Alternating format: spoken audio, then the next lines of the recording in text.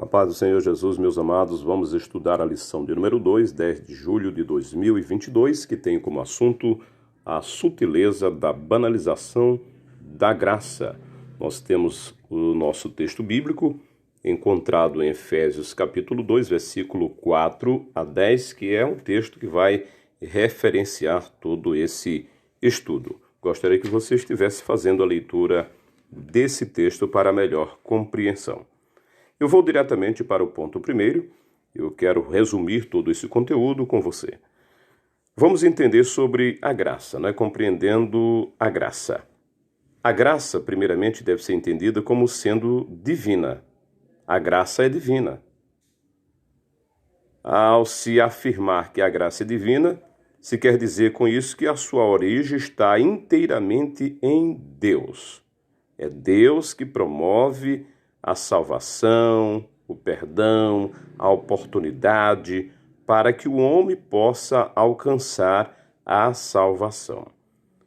A graça, ela é, na verdade, imerecida. Essa é uma das definições para a graça. Graça é um favor imerecido. Isso significa que ninguém merecia e nem tinha como merecê-la. As Escrituras dizem que não há nenhum justo sequer. Está na carta aos Romanos, capítulo 3, versículo 10. Diz também, no livro de Isaías 64, versículo 6, que a nossa justiça própria é como trapo de imundícia. Então, nós não merecíamos nada, ok? A nossa condição, antes de conhecermos a graça, se assemelhava a alguém que deve uma grande quantia e não tem com que pagar. Você pode estar lendo os textos de Lucas 7, versículo 42, Efésios 2, 4 e 5. Eu quero ir direto agora para a graça no contexto bíblico. Vamos entender isso de acordo com a Bíblia. Primeiramente, devemos entender a necessidade da graça. Por que eu preciso da graça? Por que as pessoas precisam da graça divina? Por quê? Uma das doutrinas mais bem definidas e claras nas Escrituras é a referente à queda do homem, A Bíblia vai mostrar isso desde o livro de Gênesis, no capítulo 3, vai falar que o homem pecou, Adão pecou, Eva pecou, e isso, na verdade, também trouxe ao homem algumas consequências, que é um dos pontos importantes a ser observado, consequências para o homem. Lá na carta aos Romanos, no capítulo 5, 12, diz que por meio de um homem veio o pecado e pelo pecado também veio a morte, Então, sabendo que o homem é pecador, que o homem, através dos seus pecados, trouxe consequências, nós já observamos aí uma necessidade. Somente a graça de Deus pode nos aproximar do Senhor. E eu preciso entender, e você também, a respeito da extensão da graça. As Escrituras afirmam que Deus quer salvar quem? Quer salvar todos. Primeira carta a Timóteo 2, versículo 4, afirma isso. Deus ama todos os homens. Logo, o mais vil pecador, no lugar onde estiver, é amado por Deus e por isso deve ser alcançado. Ele quer salvar o alcoólatra, o adúltero, o homicida, todos, na verdade, que derem crédito, que aceitarem essa graça divina, poderão desfrutar da salvação. Glória a Deus. Então entendemos aqui o contexto da graça bíblica, de acordo com a Bíblia. E na terceira parte da nossa lição, nós temos a graça no contexto da reforma. O que aconteceu no período da reforma protestante? A história vai mostrar sobre a corrupção da doutrina da graça. A graça não era mais pregada, ensinada, como a Bíblia fala. Por quê? Porque havia, naqueles dias, no período da igreja, principalmente dominado pelo catolicismo, aonde a igreja perdeu a sua influência. E os líderes religiosos naquela época, eles tinham uma baixa moral diante da sociedade. A rejeição era muito grande. Daí surgiu, é claro, a necessidade da reforma, de haver mudanças, de olhar para as Escrituras, de buscar as Sagradas Escrituras e viver de fato como a Bíblia nos diz. Então a reforma protestante acontece exatamente para combater essa fraca graça pregada naqueles dias, podemos assim entender. E começa agora a restauração da graça. Como se entende, a reforma, portanto, surge como uma reação à corrupção da doutrina da graça.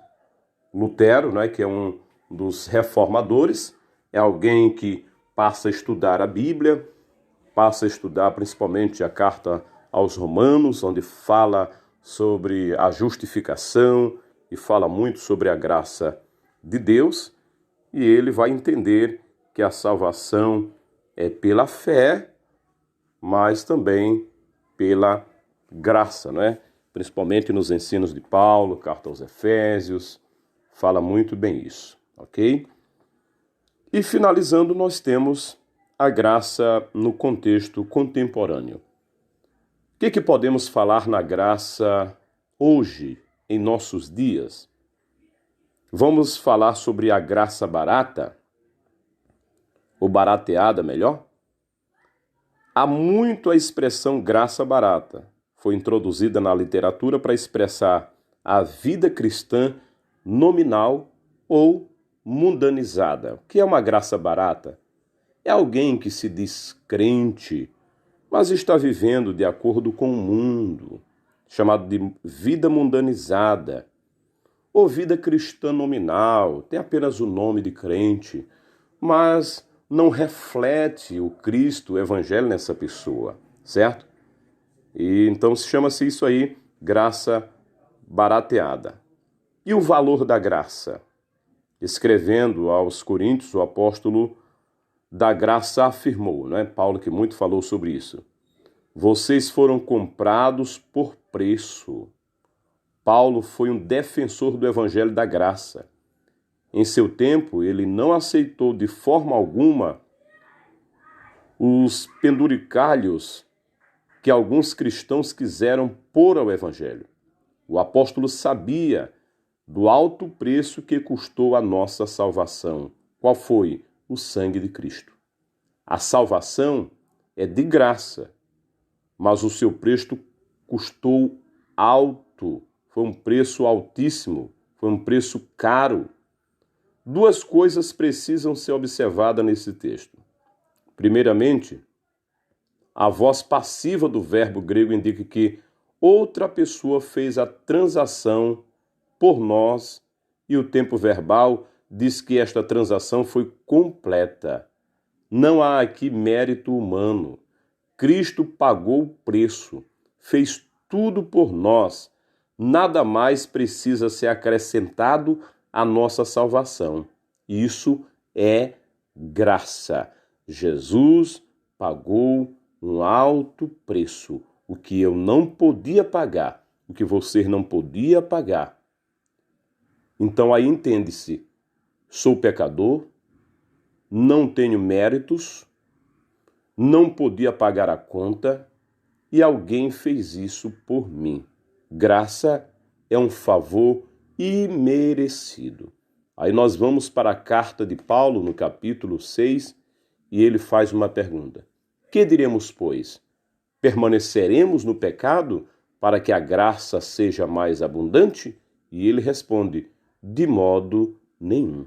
É isso, valorize a graça de Deus. Estamos estudando nesse trimestre os ataques contra a Igreja de Cristo.